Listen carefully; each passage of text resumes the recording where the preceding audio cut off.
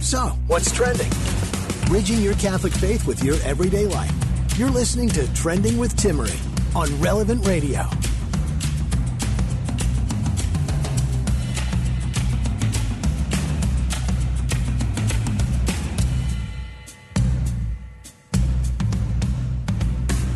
Thanks for joining us on today's show. We're going to be talking about some pretty intense topics that are influencing our culture in a way that we don't feel comfortable talking about. We're going to discuss yoga, chakras, this attitude of being spiritual, not religious in the new age. We'll hear the story of one woman who had 3 abortions, yet returned to the Catholic faith of her childhood after finding herself homeless, addicted to drugs. And I emphasize yet again, change is possible. In fact, I just heard from a listener who, for a period of time, and I get this, people just love to say, I hate your show sometimes. I hate your show. And I'm like, thanks, just don't listen. I really don't need to be told, but okay, cool. You're letting me know. I really appreciate it. Keeps me humble. Praise the Lord. And then recently, I received a message from a woman who said, I really hated your show at first. And trust me, she let me know, which is great. I appreciate honesty, but then she goes on to say, I hated it because you were telling me things that were true. And I didn't want to hear it, but I wanted to hear it at the same time. And she ended up sharing, like so many others, how we've strayed. And how we don't want to hear what we need to hear most. We often, you think about it, we attack the messenger. I'll never forget last year when I did a show about what is happening with gender ideology. What is top surgery and bottom surgery that we're allowing to take place for quote-unquote sex changes or reaffirmation surgeries for children. A lot of people were really shaken by that episode, but it reminded me of the initial response to abortion. People become angry at the person who tells them what abortion really is because we don't want to know. It shocks us. It angers us. Not only because of what it is, but how we may have in some way been involved in advocating or participating in it. So if you ever hear something on the show and you really can't stand it, just like myself, when I see something the church teaches and it just doesn't quite sit right, we've got to ponder it. We have to sit with it and go, Lord, how are you calling me to change? And that's what today's episode is ultimately about. My guest, Patricia Sandoval, will join us in just a minute here and will unpack her incredible story. And I hope you're able to stay with us for the whole hour. If you're not, head over to relevantradio.com/trending, where you'll be able to catch the episode available later this evening as a podcast. First, 2 quick pop takes of what's happening in the world right now. First, you remember just a couple weeks ago that Supreme Court decision of Bostock versus Clayton County, Georgia, really trying to redefine what sex is. And it made the claim that sex-based discrimination as discussed in Title VII, that is the 1964 Civil Rights Act, also includes discrimination on the basis of sexual orientation or gender identity. Well, this exact Supreme Court case was just used, it was cited, in a new lawsuit against a Catholic hospital in Maryland that's being sued because it's refused to perform a hysterectomy on a woman who's healthy and has a healthy uterus. But because this woman is claiming she's a man and essentially wants a sex change, part of a sex change, you can't really change your sex, you can just mutilate your body. Because the hospital refused to do this, now it's being sued. The question is, what will happen because of this recent Supreme Court case of Bostock versus Clayton County, Georgia? What will the future hold for Catholic hospitals? Will they be able to protect conscience protections of their individual employees who are choosing to work for a Catholic organization and hospital? Will it put blame on Catholic hospitals for refusing or referring treatment out, if you want to call it treatment, for procedures that have nothing to do with health, but have to do with abortion, the killing of a child? minor abuse through hormone replacement therapy and sex changes, or the confusion about the dignity and value and purpose of the human being just by participating in the sex changes of consenting adults. This is a real question, and it's only beginning, and it's one topic we need to be on the correct side of, because it really does bring individuals and their purpose and understanding of themselves into great peril. Another fascinating thing for our pop takes of the day, this one just about knocked me over. This was in the New York Times. Can you believe this? The New York Times, and it wasn't just like the letters to the editor or just opinion pieces. Planned Parenthood in New York is disavowing its founder, Margaret Sanger, over her eugenics roots. They're removing her name from their abortion clinic name because her legacy includes eugenics, and because that eugenics has participated in targeting specific races as part of the eugenics movement. In fact, the spokesperson just about knocked me over when I read her statement. Quote, "The removal of Margaret Sanger's name from our building is both necessary and overdue." Why did Karen Seltzer say this from New York Planned Parenthood affiliates? Because they're acknowledging the historic reproductive harm done to women of color that Planned Parenthood has targeted. Now, this may just be a PR stunt, and I believe it is, but some people are being woke to what is happening right now. And this is only the beginning, because the truth of the matter is you can use a PR stunt to remove her name from what you practice, but you are still participating in eugenics and population control, because your main business is abortion and contraception, and we need to call them on it and continue to tell people the truth, because the fact that they're just removing Margaret Sanger's name from the title of their clinic is a huge step. But we need to have this conversation. That's why we bring these topics up here on Trending, so that you can have these conversations with friends and family. Because this has to do with this whole Black Lives Matter riot and protest and supposed movement. You're listening to Trending with Timmery. Thanks for joining me today. My guest today is Patricia Sandoval. She's a television host. She's done countless radio interviews and has an incredible conversion story that you can find in her book called Transfigured. Patricia Sandoval's escape from drugs, homelessness, and the back doors of Planned Parenthood. Patricia, I'm so excited to have you on today to share the good news of your story, but first to kind of look through what led you through this entire experience. And I'd like to start by discussing how you grew up in a Catholic family like most Catholics, baptized Catholics. Tell us a little bit about your family when you were a young girl. Hi, Timmery. Thank you so much for having me on your show, and hello to everyone listening. Yes, I was, born into a beautiful family and was baptized into the Catholic faith, but we actually never practiced our faith. We were the, those kind of Catholics that would only go to Mass, once a year when it was Christmas, or, if a family member were to have a wedding or, a baptism, but we never really practiced our faith, never prayed as a family. I don't remember having a Bible in my home as a child or even praying the rosary. So I didn't know much about my faith until I attended catechism for my preparation for my CCD, for Holy Communion. And that's where I understood a little bit about who Jesus was, that he died for my sins on the cross, and who Mary was, that she was my mother, and who God the Father and the Trinity was. But after that, after I received my Holy Communion,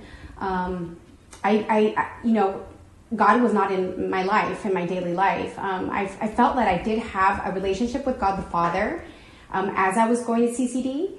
I felt a very strong connection to him, and I would talk to him and pray to him. But then after that, the little faith that we had, or the little faith I had, it just went away. And my mom got very involved around that time into the New Age movement. And That's Patricia Sandoval. that led us even more astray. Wow, Patricia. So the New Age movement is something where you start to bring it up and people get really sensitive because there's this saying out there anymore, I'm spiritual, not religious. And sometimes people will be like, that just means me and Jesus. Other times that means they're kind of dabbling in various things. They're participating in yoga, a little bit of New Age ideology. You know, they love the self-betterment idea of New Ageism and the evolution of the human race and kind of these ideas of kind of a sense of human perfection. Can you share with us a little bit about how all of this changed and how your mother got into the New Age movement? It changed the family and it changed my beliefs completely. From believing from believing the resurrection, that our Lord died on the cross from our sins and that we have, eternal life. We began to believe in reincarnation. And I remember my mom reading this book, and just at the end of this book, her concluding, saying that Jesus Christ was an alien from a different planet.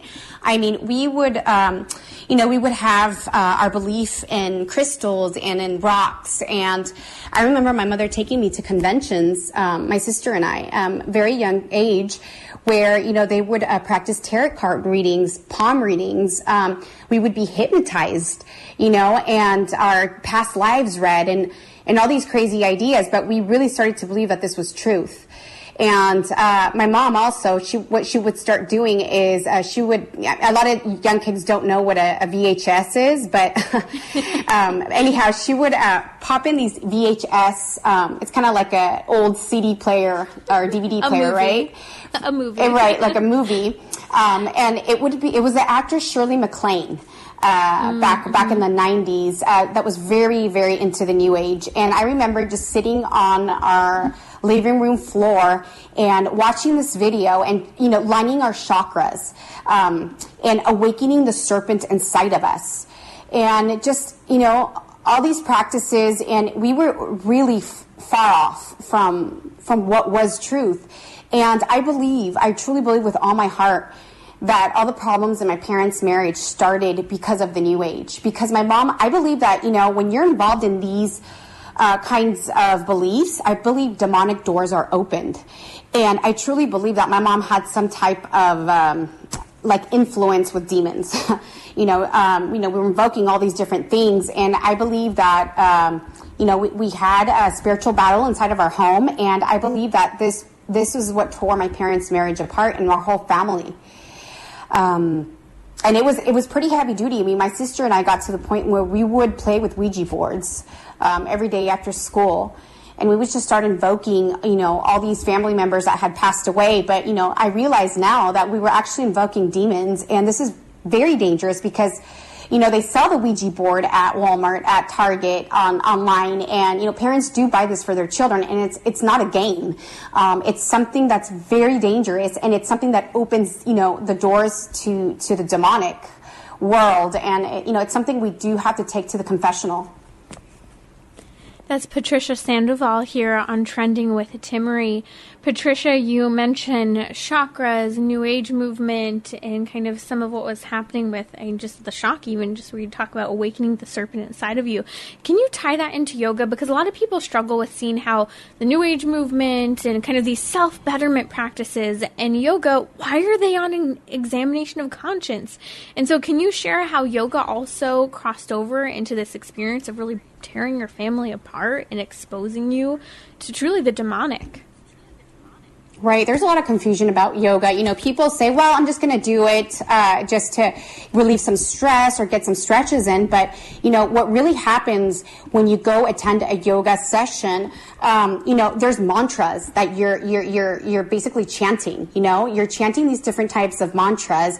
And you're also, you're stretching in these positions that adore all these different gods, which is paganism. It's kind of like this undercover thing that looks good. That's how Satan say. When it comes to evil, it's not clearly black and white. When it comes to evil, sometimes it's disguised when something looks good, but it isn't. It's disguised. And this is exactly what yoga is. And, I explain this to people all the time. It's just like when you are in the presence of the Blessed Sacrament. when you go into the presence of the Blessed Sacrament in an adoration chapel, you are receiving peace, you're receiving graces, spiritual graces, you're receiving blessings. And it's the same thing when you're inside of a yoga session. I mean, you are in a place where there are, you're practicing these positions that are adoring different kinds of gods, and you're chanting, who knows what. And these are also doors that open, and influence our life. And it's not good. It's not good for us. People will often say, well, okay, these various deities and so forth, I'm Catholic, I'm Christian. They're not real to me. I'm not participating in that. I'm just doing it, like you said, Patricia, for the exercise. Yet they're not realizing the exposure to the demonic realm that is so prevalent, and how the yoga, the chakras, and the Ouija board are all a part of it. So tell me, how did this influence you as your upbringing continued? And did you take this practice into your adult life, in your teen years? What did it look like? Well, the danger with the whole New Age practice is that you believe that you are your own God. And you believe that you have the power. It's all in you. It's an I belief, right? And that basically is what Satan did. I mean, he tried to put himself at God's level.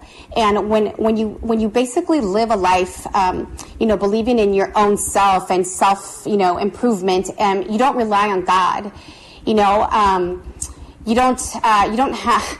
There's no faith in our Creator, and I mean, I just think that it's very dangerous, because this is the root of pride. This is exactly what Satan did, and and this is the way I lived, as a child and as a teenager. And so there were no rules. I basically didn't believe in hell. When you believe in these things, you don't believe in hell. So, I mean, I grew up pretty much living life in a way that was careless and worldly, drinking and just partying, and I didn't have any fear, because there was no fear of God in me. Everything was about me and my inner power, and so this is the way, this was my mindset, and these were the beliefs in my heart. You're listening to Trending with Timmerie. It's my guest, Patricia Sandoval, who's telling her conversion story back to the Catholic faith, the faith of her childhood. I want to talk now about how the occult and New Age movement, how do you see it's impacted both the abortion movement and harmed the family unit? Well, I think a lot of people that are, a lot of women who are very radical and feminist, I feel like a lot of the New Age movement is very like it's your body, connecting to your body, and it's very, I guess it's a very liberal belief, and I think it has poisoned our society, and it's poisoned families. I mean, I just feel that if there's no blessing, if there's no God in your family, I mean, how can a family even function? How can they survive? How can they stick together? It's just, that's exactly what happened to mine. And I really do feel that this movement has really poisoned our society and our generation. There's a lot of even Catholics that are confused. Mm-hmm. And there's a lot of Catholics that mix, Catholicism with all these spiritual beliefs that are not of the Catholic Church. And this, I see this all the time continually in Latin America, where a lot of Hispanics, they practice, the Catholic faith, but they also practice Santeria, where they're doing all types of rituals and cleaning and cleansings. And I see this in my culture, and I think it's, a great confusion. And the devil, that's what he likes to do, is he likes to confuse. And, he keeps us far from the truth. Mm-hmm. And that's what's happened in this generation in many countries, and with all this occult going on. You were extremely exposed to Planned Parenthood in your upbringing. You know a lot about their business model, but also a lot about their comprehensive sexual education program, because when you were about 12, 13 years old, you were exposed to this in school. Can you tell us a little bit about your first experience of Planned Parenthood as a child? Right. Well, it was in the 6th grade. I was 12 years old. And, this was 1992. So we didn't have internet. We didn't have YouTube. I mean, I didn't even know that there was a pro-life movement that existed. We didn't have the technology we have today. So whatever we got in school, the education that we had, is what I had. I mean, I didn't receive any type of formation at home. And I think it's also cultural because, in the Hispanic culture, it's kind of shameful to talk about sex. Even today, there's a lot of parents that, they're embarrassed to talk to their children about sex, or they don't even have the formation, to give to their children. And that's what happened with my parents. They didn't have the formation. They couldn't give me something that they didn't have. And I remember I had to obtain a permission slip to be able to attend this course on sexuality from Planned Parenthood. And, back then, parents had a little bit of control over this. And now, kids don't need their parents' consent, even to go to get an abortion. It's all their right. And I remember when I got to school, there was a banana on my desk. I had never even thought about sex. I was still playing with Barbies. I was still playing with dolls. I mean, I was still playing at the park. I could say a pretty pure mindset still. And it was even the first time that I ever even thought about sex or even heard about it. And they taught us how to practice safe sex. So they gave us, a big handful of condoms, and they actually had us practice applying this condom onto this banana. And I just remember looking around at my other classmates, and there's something shameful about this. There's something that didn't feel right, and we were laughing and giggling. And what they taught us was that masturbation was good, that it was actually healthy for us, that it was a good way for us to start experimenting our sexuality. They told us that abortion was a woman's right. It was her body. If there was ever an unwanted pregnancy, you can come to our clinic. It's not a baby until it's 5 months, 5 months of gestation. And that's what we got. I mean, we believed that. And we had, a nurse come in. We had a doctor come in. And we believed that was truth. Like I said, there was no technology to even investigate what was truth. And when I left that day, I mean, I had a total distorted, conception of a perspective of what was true love and sexuality, and I thought, okay, the day that I lose my virginity and fall in love, well, safe sex is the answer to an unwanted pregnancy. And Planned Parenthood is there to help the youth. They said that, if we ever went, it would be completely confidential. They'd never tell our parents. If they ever set, any type of results or, anything in the mail, they'd never put their name on it. They'd put a friend's name. And they basically told us that they had all of that we were, they were going to support us, and they were there for us. So I had a really good, feeling about Planned Parenthood when I left. I thought that they were helping us. But it was sad because, I thought that was truth. And I do believe that it was all a trap. I do believe that they were out there hunting future abortion patients. And I feel that it was a trap. Now, this really did influence your decisions later on when you yourself became pregnant with your first boyfriend. Can you share a little bit about the decisions that were made, especially after the influence of both Planned Parenthood and your friends? Well, we all know that safe sex does not exist. It does not exist, and they promote it, and that's why I say it's a trap. So when I first met my first boyfriend, we started to practice safe sex with a condom. And, we all know that a condom is not 100% effective, especially Planned Parenthood's condoms, because they are the cheapest ones. That actually Googled it a couple years ago, the cheapest condoms in birth control, and Planned Parenthood is on top of the list. And we thought we were safe, and we thought we were practicing, being responsible, and something failed. And remember when I took my pregnancy test, when you're trying to practice safe sex and it fails and you are pregnant, it's not fear, it's panic. I remember panic mode and all these negative thoughts, like my dad's going to kick me out of the house. I'm going to disgrace my family. I'm not even married. I haven't even finished my goals and my dreams. My life is over. But when my boyfriend gave me his support and he told me that he wanted to be a father, that I didn't have to worry, that I was going to be okay, that really gave me the courage to say yes to life. That's Patricia Sandoval here on Trending with Timmery. We'll be right back as we discuss more of her story and really the business model of Planned Parenthood, but also what does Planned Parenthood teach about what love is?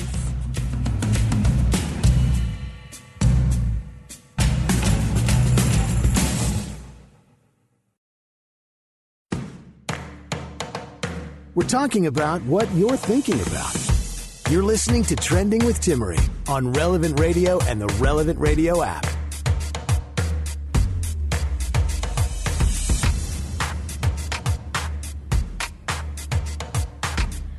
I'm back with Patricia Sandoval here on Trending with Timmery, and she's sharing with us her own story, a story which you can also find. She's the author of the book Transfigured, Patricia Sandoval's Escape from Drugs, Homelessness, and the Back Doors of Planned Parenthood. A little later on, we're going to talk about the opioid crisis that we are surrounded by and how this really does relate to the issue of abortion and so much of what we're talking about when we discuss New Ageism and Buddhism and yoga and how it all ties in. If you missed earlier in the episode, be sure to check out the episode podcast at relevantradio.com/trending a little later on today. Patricia, I'd like you to continue to share your story about how you ended up finding yourself in a new relationship with a boyfriend and you ended up finding yourself at Planned Parenthood and going through with an abortion. Can you walk us through the steps that followed after that and your story with this man? Right. Well, when I gave my boyfriend the news about being pregnant, he really took responsibility. He gave me the words of security. I mean, he was very supportive. And, you know, at first, it gave me a lot of courage to say yes to life. And, you know, now I feel that, you know, we always associate abortion with women. But there are many women that actually want to go through, you know, having their baby. And I feel that there's more men today that are scared to be fathers than women, you know, are scared to be mothers. And, you know, men's support is very, very important because we forget that men also have an abortion, you know, when he takes his lady to have one, when he forces her or when he just abandons her, you know, and doesn't support her during that pregnancy. But at first, in my case, you know, my boyfriend was very supportive, but I actually went through an abortion. I actually lied to him about it. I had told him I had a miscarriage and that I had a loss, and, you know, he wept over that, and he really wanted to be a father. You know, I took his fatherhood away, but the first time I went to go have an abortion, it was not at Planned Parenthood. It was at a local medical, well, I don't even like to call it medical because it's not very medical, but, you know, it was a local clinic in my area, and, you know, I was really afraid because I didn't know what abortion was. Like I said, we didn't have internet. I couldn't investigate, and when I walked in there, they didn't really give me any type of instructions. They didn't give me any options. They basically took me into the procedure room. They told me it would be 5 minutes. The abortionist tried to calm me down, saying that she had had an abortion in the past and that she had performed 2 abortions on her daughter, that I was making the correct choice for my life, that I was not ready to be a mother. And, you know, I remember going through that abortion, you know, trying to survive it. And at the same time, you know, that, you know, I felt like, oh, you know, this problem is I'm getting relieved of this problem. You know, this is over with. At the same time, I felt like this emptiness inside of me when I was leaving, and this big feeling of shame. The only post-care instructions they gave me was take some, you know, Tylenol, you can go back to your work, it's not a big deal. But they never really told me that my problems and all the issues were going to begin right after that abortion, which was post-abortion syndrome. You know, I started to feel very depressed, very empty inside. I would have nightmares. You know, I was an emotional roller coaster. I would cry all the time. I would get angry all the time. And, you know, my boyfriend started to notice this, like, you're different. You're not the same joyful person I knew before. And he would even have symptoms. I mean, he would tell me, you know, I'm having these weird nightmares. I see a little girl call me daddy in these nightmares. I feel depressed. There's something missing. And, you know, he was experiencing post-abortion syndrome. Men also experience this. And I've had many men after my conferences come up to me and say, now I understand when I started to feel depressed. Now I understand when I started to be involved in alcohol. It was right after I took my girlfriend to have an abortion, or why I got into drugs. Now I understand. Like, it all clicks for men when I started telling my story. And, my boyfriend and I continued, this sexual relationship, now with birth control, pills, thinking that we were going to be even more protected and being responsible. And I take my pill every day at the same time, and then it failed. Again. And the second time when I got pregnant, I didn't even bother telling my boyfriend because I just didn't even want to have a baby. I mean, I was already feeling low self-esteem. I was feeling horrible, depressed. I mean, there's no way I was going to even have a baby. So I went to go have an abortion at Planned Parenthood the second time. And, during that abortion, it was pretty ironic because the abortionist started to applaud me. I tried to block myself. I closed my eyes. I lay there stiff. I didn't move, and I emotionally and mentally blocked myself because, you do feel this guilt. You feel this shame. And I said, I can get through 5 minutes. And she was applauding me and saying that I was so courageous because I didn't cry, because I didn't kick. I was making her job so easy. And then they sent me off home with a big bag of more condoms, more birth control pills, and no post-care instructions, just Tylenol. And I just thought they were great because they were giving me all this free condoms, and they were being so nice. But what happened after the second abortion is I was pretty much so depressed that I was suicidal. I was miserable. I would start seeing like babies in public, and it would traumatize me. I would start feeling this deep guilt, more nightmares, and my emotions were even worse. I mean, I yell at my boyfriend all the time. I was just a mess, and I just did not connect this with the abortions because abortion was legal. The doctors told me it was the best for me. This is what I learned in school. This is what society tells you. And I never connected it with abortions because I didn't do anything wrong. It was the best choice for me. And, we continued to practice safe sex. And again, it failed for the third time. And I remember taking my third pregnancy test, and I was so angry at myself. I'm like, wait, I'm being responsible. I'm taking my pill every day at the same time. I'm doing what they taught me in school and what they taught me at the clinics. What's going on? And this is a trap that I talk about. This is what they did to me when I was 12. Safe sex does not exist. The only thing that is the safest and the surest way, is chastity. And I was so furious, but I made my boyfriend go with me to the abortion clinic, and he didn't want to. I remember him yelling at me, I want to be a father. I don't want to have an abortion. You want one. I don't want one. And he went, and he didn't want to be there, and he was crying, and I felt so guilty.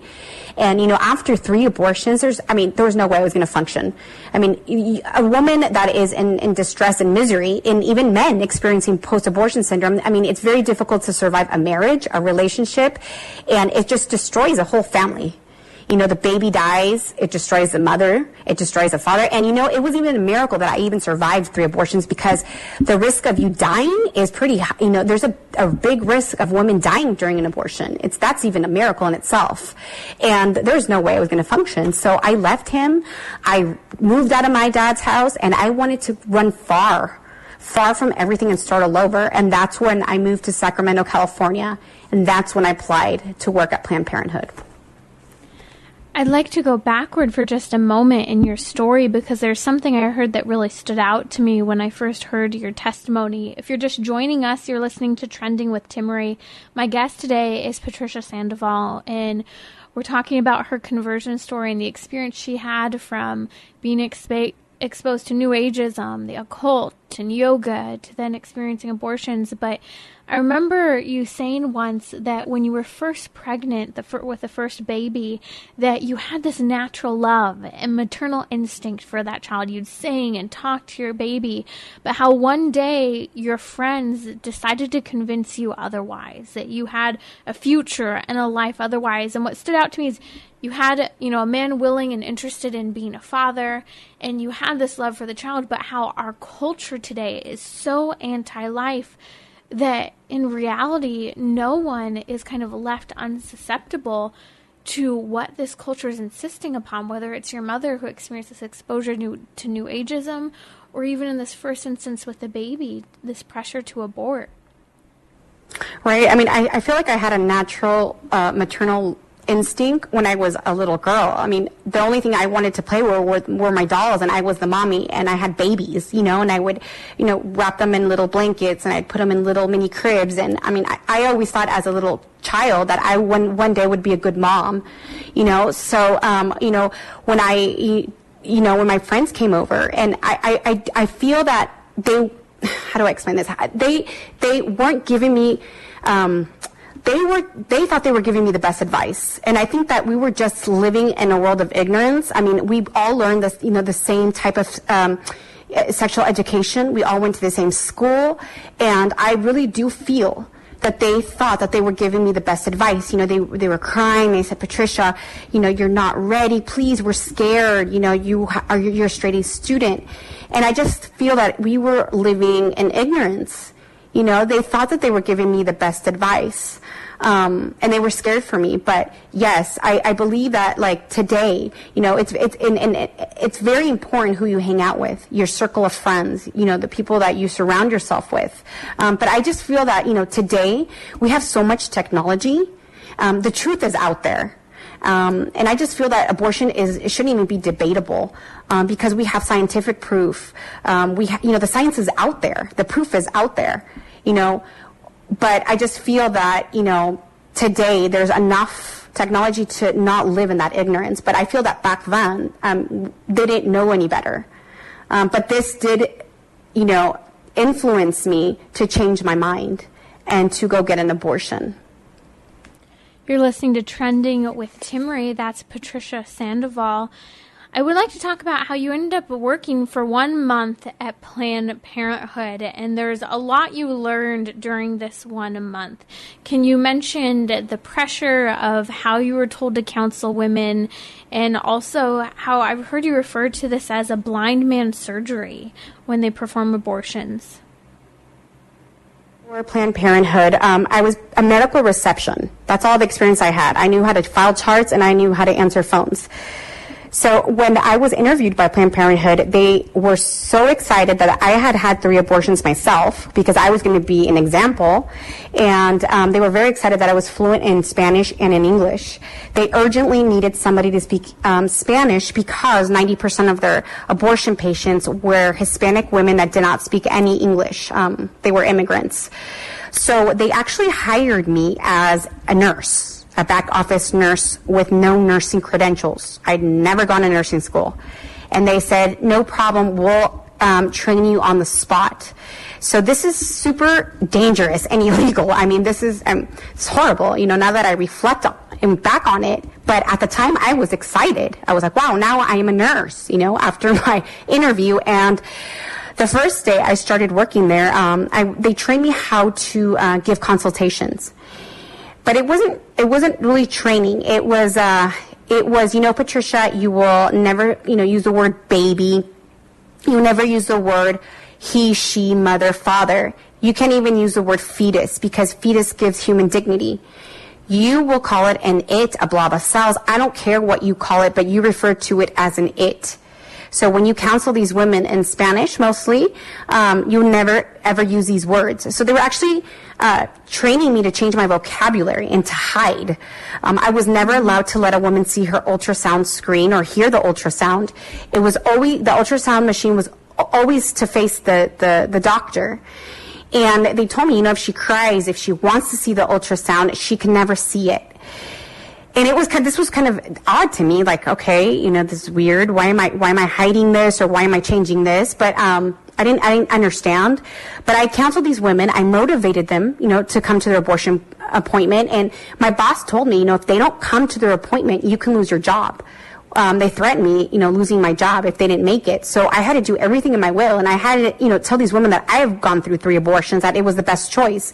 And that was the first day that I worked at Planned Parenthood. But then the day that I actually had to assist the abortionist during the abortions, back then, this was 1999, 2000, They did about 25 abortions a week. So it was, 50 abortions a week. It was 25 on Wednesdays and 25 on Fridays. Mm-hmm.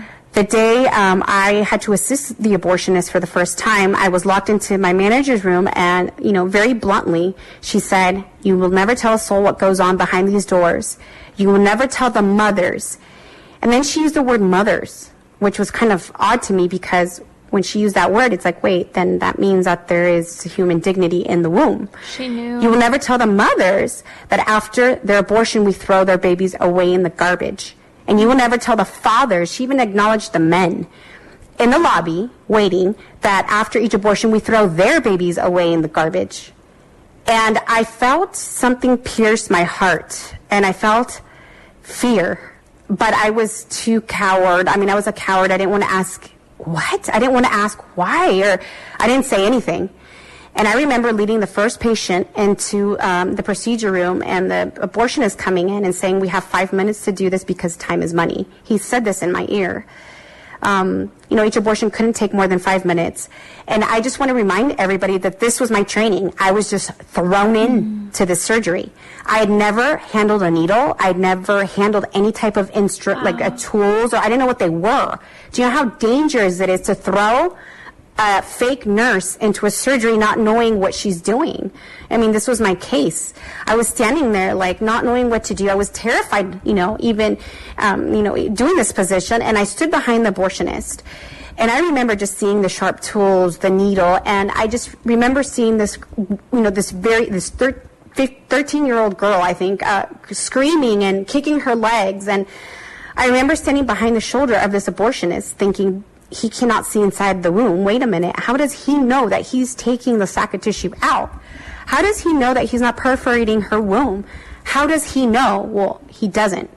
Because the only thing that he does is he looks at his watch, calculates the 5 minutes, and calculates the amount of blood he takes out of the womb, and that's when he thinks that he was successful. It's a guessing game. And, I was put into a back room. I was told that that door was always shut when I was to empty the bag out, that bag that was attached to the abortion machine, which is a vacuum. And I remember when I had to empty that bag out onto this big dish, big glass dish, I thought I was going to look for a sack of tissue, because that's what I really believed.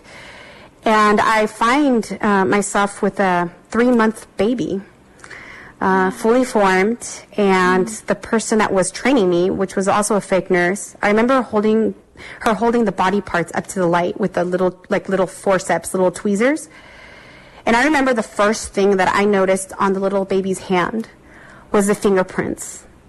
And thinking to myself, fingerprints make us authentic, irrepeatable. There's nobody else in the world that has your fingerprint. That's what makes you human. That was my first thought. And as she held up every little part of the baby's body, I could see all the little details growing. But the thing that hurt me the most was when she held up the baby's head, which was the 5th part. When I saw the baby's expression of anguish, the baby's mouth open, because this baby was screaming for its life. It was a loud cry that we can't hear. But heaven hears it all day. Heaven hears that cry all day, but we can't hear it. And when I saw that baby's mouth open, because this baby fought to live, and there was nobody there to defend him, that's when I realized that I was lied to, that I didn't abort 3 sacks of tissues. It was 3 babies that I killed. That's when reality dawned on me, and it was painful. And I kept quiet, and I worked, just falling apart inside. Going through this grief and horror. It's hard working behind the doors of an abortion clinic. I don't think there's anything on this planet so horrific that a human being can witness than what goes on behind those doors. It's hell. And I just didn't last very long. It was too painful. I'd cry every day in my car. And, I was to assist a young girl. I was there almost a month. I was to assist a young girl that was 6 months pregnant with twins. And I just couldn't do it anymore. And I ran. I was terrified. I couldn't see that. I couldn't see 2 siblings in a trash can. I couldn't do it anymore.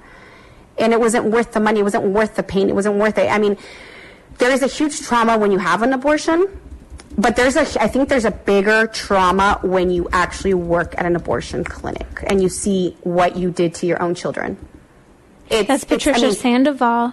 You're listening to Trending with Timmerie. Patricia, I want to get into some of the transition here because there's so much to unpack in your story, and I can't imagine the horror of now being called to assist with twins in this circumstance. And that's what left you running from Planned Parenthood after a month of being there. And as you're sharing this story, we're hearing in the news about Kanye West and how this weekend at a rally he spoke. And he's screaming as he's talking about how he almost aborted his child with Kim Kardashian because Kim Kardashian said no. Their child is alive today. And same with him. His mother chose to keep him when his own father wanted to abort him. And now today the news is that people are saying that Kanye West is crazy and they're concerned about his mental health because he's yelling about abortion. Well, this is exactly what he's talking about. Something that we just can't even fathom. The destruction of the child, long-term impact of, as you've shared with your own testimony, of the impact on the woman, nightmares, suicide, struggling with physical affection, anorexia. Those are just parts of your post-abortion experience. And I know this led you to drugs to alleviate the pain, but eventually you did end up returning to your father's home.